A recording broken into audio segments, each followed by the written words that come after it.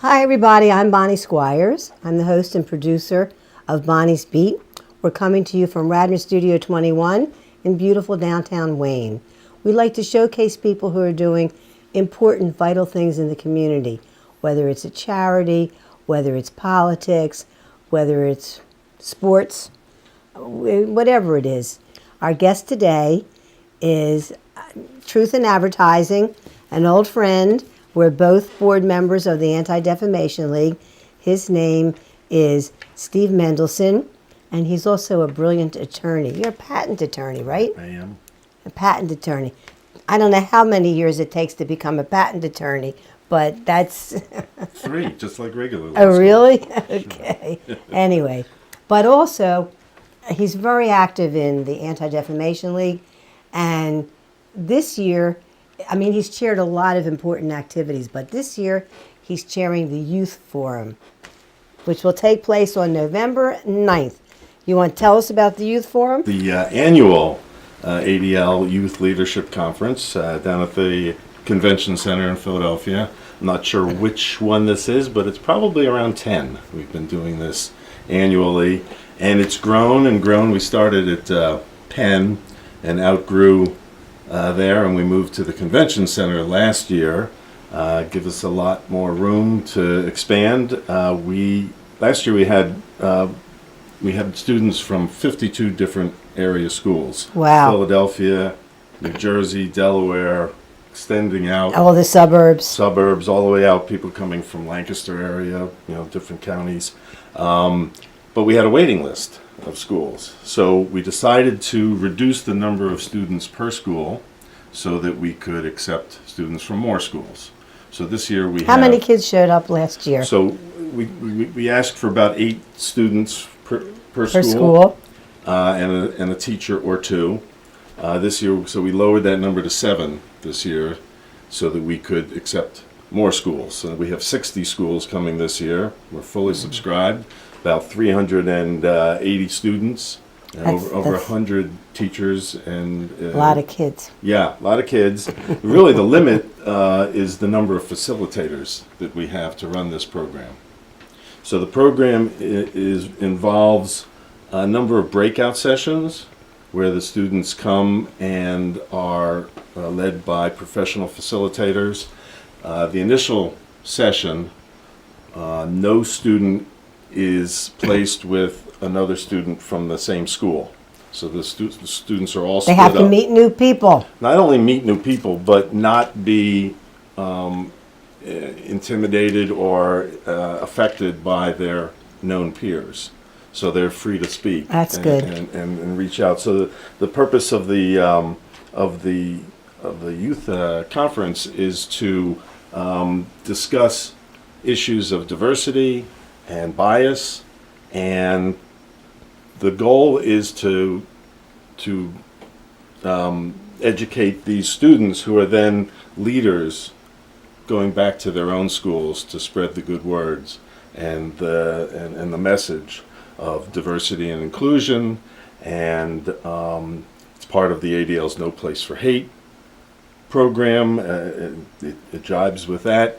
But these are 10th and 11th graders, and it's specifically not 12th graders, because we want to have the students go back and have an impact on their schools for the next year or 2. And it's been a remarkable program. So that first breakout session, they're all separated from their schools in different groups. And then for the second breakout session, they come back as a school. And all the students and the teachers from specific schools are together, and they try to figure out what they're going to do when they go back to their school to bring this program and spread it out among their school communities. And then the program culminates in a guest speaker, a keynote speaker. Yes, I was going to say, I've been to a few early on, Yeah. and the keynote speaker was always marvelous, inspirational, dynamic, exciting. Who's going to be the keynote speaker this year? So this year's speaker is a young man named Akbar Hossain. He's an immigrant from Pakistan. He came as a young man 2 days before 9/11, 2001. Ooh. His family emigrated, so Muslim family emigrating to the United States 2 days before 9/11.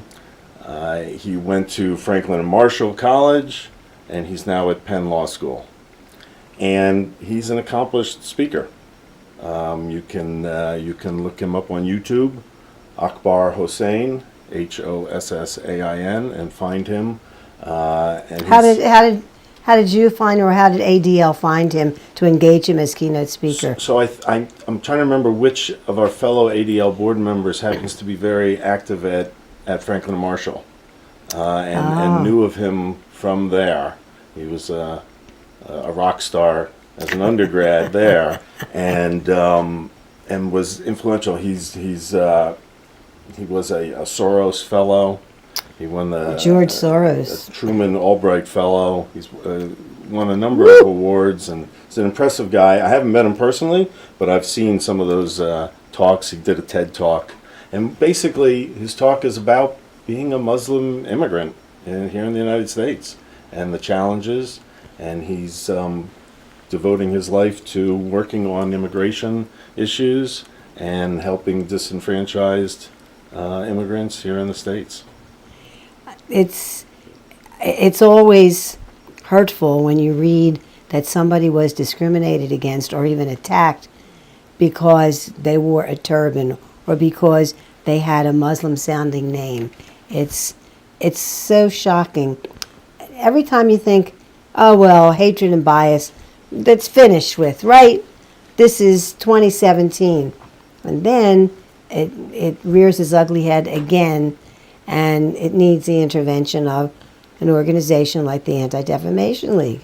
So this is one of the key focuses of the Anti-Defamation League is education, and it's one of the areas that I've been most involved in among the other things that the ADL does. You and I were at a board meeting yesterday where someone came from the ADL national office to give us a presentation about the rise of hate groups, anti-Semitic and racist. Especially white nationalists. Yeah. And after Charlottesville, that should be on everybody's radar. Yeah, it was a very sobering presentation, to say the least. Depressing. Yeah, and unfortunately, the ADL's work is not done. Never done.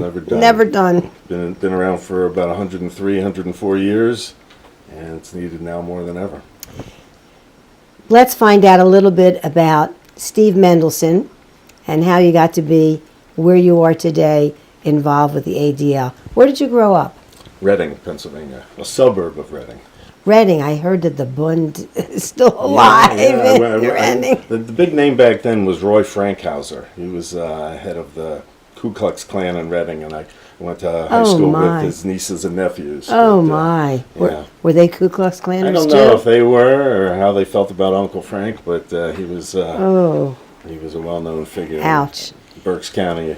And how did you, then where did you go to undergraduate? So I went to University of Michigan. And then I went to Penn for engineering grad school. I worked as an engineer at GE Aerospace when GE had an aerospace out in Valley Forge, King of Prussia area. Yeah. Then I decided to do something different. I went to law school, and I ended up doing patent law. It made sense to... You've got so many degrees. Oh, my God. You'll run out of space to hang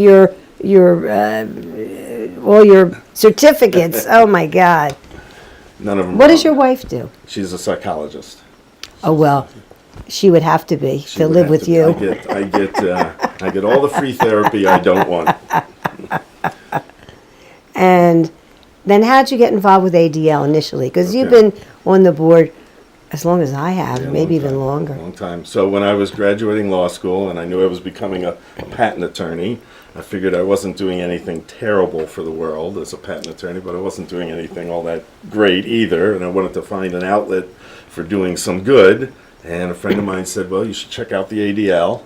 I had heard of it but didn't know anything about it back then, and I reached out to the director at that time. We had lunch, and I've been involved. Barry Morrison. It was before Barry. Oh, before Barry Scott even. Feigelstein. Oh, I remember Scott, sure.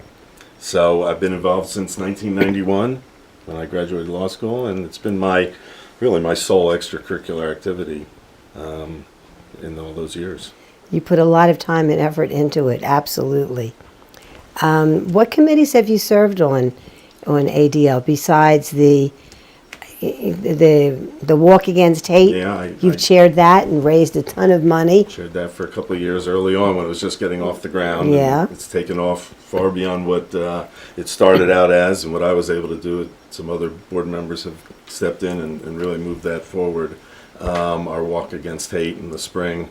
And I'm involved with a Bearing Witness program, which is an incredible program where it's an institute put on every summer for 4 days, not far from here in Dalesford, that trains 25 to 30 Catholic school teachers, Parochial school teachers. parochial school teachers, about the history of anti-Semitism, Christian anti-Semitism. And the Holocaust, and how to teach the Holocaust, Right. because I've sat in on some of their Yeah, classes. it's an incredible And program. first of all, for them to make that commitment that they want to teach about the Holocaust in their parochial schools is remarkable. Well, from what I understand, unlike the state of Pennsylvania, which only requests or suggests the teaching of the Holocaust, Catholic schools are mandated. I mean, they mandate themselves to teach the Holocaust. So all these parochial schools, it's not just an option. They're all required to teach the Holocaust. And these teachers are phenomenal, and it's a great program. It's been going on for about 12 or 13 years, and been hundreds of teachers and thousands of students impacted through that program. There have been so many nuns who have worked closely with the Jewish community, especially during the trials of the Soviet Jews. There were so many wonderful nuns that were right there when we needed them, that would march with us in Washington, that would come with us to visit senators and Congress members. It's terrific. Well, And it wasn't always coming from the top either. Well, but what's amazing to me, what I learned in being involved in this Bearing Witness program, is the incredible positive advances that have been made in the last 50, 60 years at the top between the Vatican and the Jewish people. That knowing anything about the previous 2,000 years of Catholic-Jewish relations, how remarkable the official relations are right now. It's really a wonderful thing. When Pope Francis came to Philadelphia, it was so exciting. I stood at 54th and City Line in front of St. Joseph's University to catch a glimpse of him. I had watched everything on television, and he was so impressive, but I wanted to see him in person, and I'm sure he waved just at me. Yeah, I mean, yeah, he told hundreds me of that. us, He told me that. hundreds of us are standing at the corner of 54th and City Line, but he stopped. I had spent a couple days before, I had spent the day at St. Joseph's because ADL was involved with the dedication of this new statue. Oh, something. It was commemorating the Church and the synagogue. yeah, the church and the synagogue, but there, I forget something, I can't remember the Latin name of the statue. No, something that ends with tate. I can't remember what it was. Nostra Aetate. Nostra Aetate. Thank you very much. That was the document Right. that said Jews were not responsible for the death of Jesus. Right. And there's Vatican document. there's a gorgeous statue that was dedicated on the campus of St. Joe's, Right. and there was a rabbi from South America who had grown up with Pope Francis, and they were like best friends from, I forget whether it was Chile or Peru, whatever country he's from. Argentina. And they had been like soul brothers for decades. Okay. And I knew, and I spent the day Friday with that rabbi who was internationally prominent, but he was the one who was bringing the Pope from the seminary on City Avenue to the Parkway for the big service that they were going to have. And I knew that they'd have to go down City Line. Right. So I was standing there. But he also got the Pope to get out of his boatmobile, walk over to the statue, sprinkle holy water on it. Okay. The students were hysterical They were so thrilled that they got to see Pope Francis. What a human being. So He was the thing amazing. about that statue at St. Joe's is that the classical iconography depicting the Catholic Church and the Jewish people or the synagogue was one of the Catholic Church taking over from and usurping authority from the synagogue. So the typical iconography over the centuries, the Middle Ages and whatnot, would show this hierarchical relationship And the disparity. Right, the disparity. And what's celebrated in this new statue is that they're equals, Equals. and that's what's depicted in the church and the synagogue together. And it's also a gorgeous statue, by the way. It's a wonderful piece of art. And anybody can walk onto campus to go take a look at it. It's really fantastic. Anyway, there are so many other areas where the Anti-Defamation League has made inroads. They've got an International Affairs Committee. The Americanism Award dinner is scheduled for November 14th, a week after the Youth Leadership Conference. And that always attracts, we get like 500 people that come. Yeah. It's a big, big deal. And it's a special award for somebody who has shown leadership in the larger community. And sometimes it's somebody who's Jewish, and sometimes it's somebody who's not Jewish. Right. It depends. So, and it's interesting because this year, the person and the agency that's going to be honored on November 14th is Rob Wunderling, who is a former state representative, elected official, who for years has been the executive director of the Greater Philadelphia Chamber of Commerce, and the Chamber of Commerce as well. So we've got a twofer this time Right. on the 14th. What do you do the day of the Youth Leadership Conference? Well, I get up very early because we have to get there at about 6 o'clock in the morning to help schlep.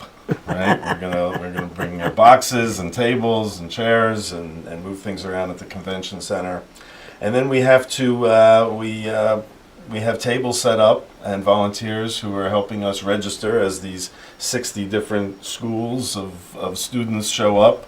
Last year we had a challenge because it was in the middle of the SEPTA strike. And we had a lot of trouble with traffic and schools that just couldn't make it and turned around. And anyway, we're hoping for better logistics this year, and so we have a number of volunteers who help us register the students and the teachers as they come in, and then volunteers can come and they can observe those workshops. They can sit and observe, not participate, but observe the students and the teachers and the facilitators do their thing. And volunteers help, hand out box lunches when appropriate and help direct the students to the different breakout rooms. And the students ask great questions. Yeah. They really do. It's very enlightening. It gives you faith in the future of society when you see these kids, how serious they take everything. And their questions and their responses are just remarkable, really. I believe in the future. And it's also good because people don't understand. When I hear somebody say, well, I don't have kids in school anymore, so I'm not interested in paying taxes. And I always say, but are you interested in society's surviving? They're going to be the people who will be running the world. You have to be interested in the next generation of students. I just left you a voice message on your phone, and as you say, after leaving your message, go out and do something good for the world, right? So now I'm going to do that. Okay. If you had I hate to talk politics because it's so depressing to see what's happening in Washington, D.C. And tweet has become a dirty word in my household. Years ago, I set up a Twitter account for myself. I rarely used it, and now I wouldn't go near it. And the only way that I see the president's tweets are when MSNBC, Mika and Joe, put it on the screen so you can see what he did at 6 o'clock that morning, which seems to be every morning that he's tweeting. an insult against somebody. And the latest, which was so upsetting, was his war against a young widow, a Gold Star widow whose husband was killed. And there's so many questions about why it took 48 hours to find his body, what were they doing in Niger, and so on. But for him to pursue and insult this young woman and the African American congresswoman who she didn't listen in. She was a family friend who was going with them to pick up the body of the dead soldier. And the president, his timing was impeccable. As they're on their way to pick up the body, that's when he decides to make a phone call. He was kind of shamed into making phone calls. And it was on speakerphone. So she couldn't help but hear. Anyway, well, we won't talk about him. Sounds like we won't. We won't talk about him. Talk about the Anti-Defamation League. There are so many programs that the ADL runs that have tentacles out in the community that are doing good deeds. And have you ever been asked to meet with a school district when there's been some kind of incident and there was bigotry involved? So I haven't personally. You and I are lay volunteers, Right. board members with this organization. There are professional staff members who handle the real world, the real work of the ADL. We're there to support them and help them when we can. But there's a handful in the Philadelphia office. Actually, it's a national organization, international organization. But the Philadelphia office is actually one of the bigger and better offices for the ADL. Yeah, Nancy Barron Bear, who's an attorney, is our executive director. For many years, Nancy, who's also a mainline resident, Nancy was the associate executive director.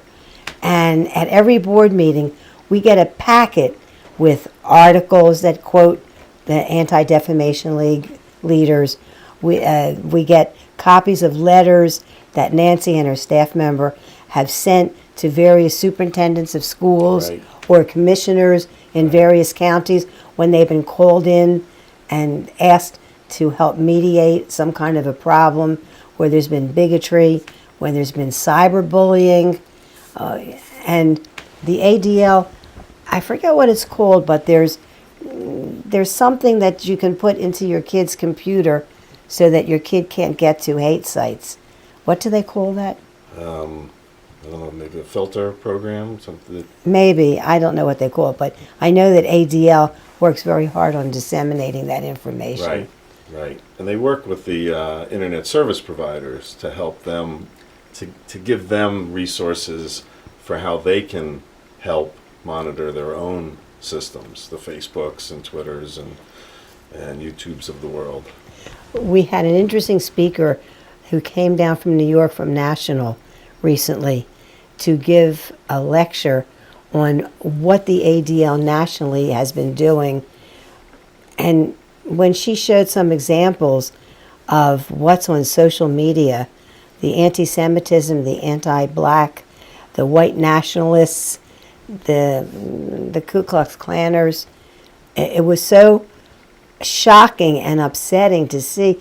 And I never heard of Pepe the Frog. Did you ever hear of Pepe the Frog Well, before? only recently, yeah. We got an education from Marilyn Mayo, who's a longtime staffer for the Anti-Defamation League, and she's with the Anti-Defamation League Center on Extremism. She knows everything there is to know about extremists and white nationalists and the difference between the alt-right and white nationalists. And we got a primer, but it was so upsetting, and she was illustrating it with things she pulled off of social media. And when you see a frog, we think of Kermit the Frog, but this was not Kermit. This was a frog with a Nazi swastika in the middle of his chest. That leaped out at me. Right, it's been co-opted by the white racist groups as one of their symbols. And Charlottesville, it was unbelievable when you heard the president say, "Well, there were fine people on both sides." Right. I don't know how he could have said that. I think I hope he lies awake at night and regrets some of the things that he said. You want to bet? Well, anyway. But Senator Flake, he gets added to our hero list. And I was at the National Constitution Center when John McCain got the Liberty Medal. When he and he said a lot of things. Yeah.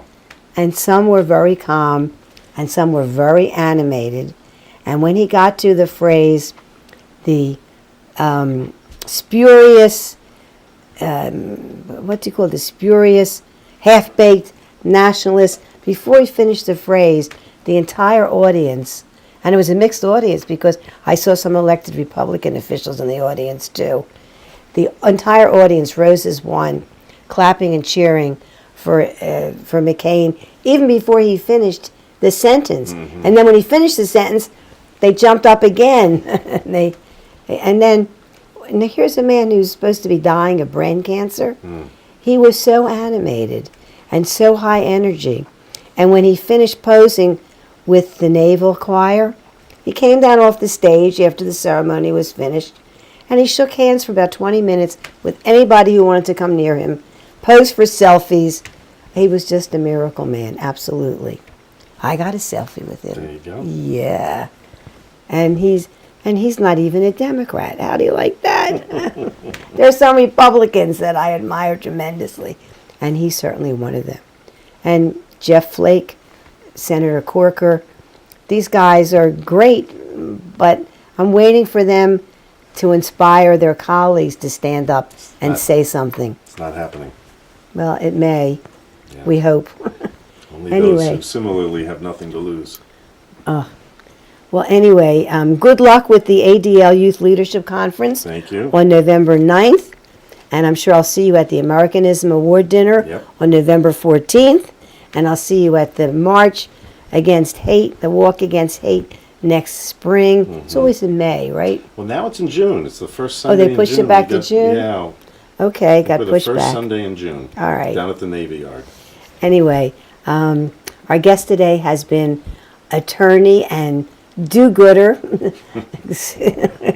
Okay. Steve, thank you so much for dropping by. And we'll see everybody next week.